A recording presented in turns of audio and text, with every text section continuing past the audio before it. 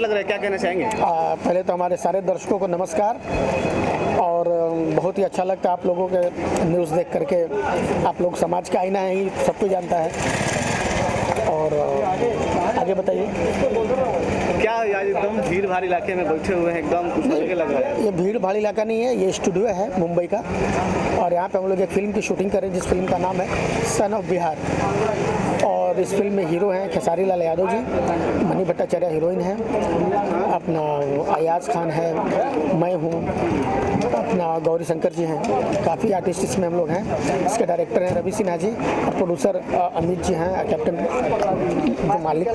आज फिल्म के मुहूर्त के साथ शूटिंग चालू हो गई। महेश भैया किस किरदार में है? मैं इसमें खेसारी जी का जैसा मैं करते हैं, आप लोगों ने देखा है खेसारी जी के साथ उनका पैरेलल में साया बन के साथ में, तो उनके साथ उनका फ्रेंड का रोल कर रहा हूँ।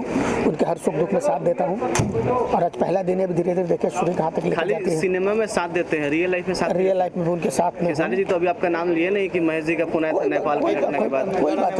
कोई बात नहीं है। नाम लेने से क्या हो जाता है, उनके दिल में मैं रहता हूँ, नाम न ले उनके ऊपर है। और मैंने उनको कॉल किया था, एक्चुअली उनको याद नहीं आया, मैं कॉल किया था।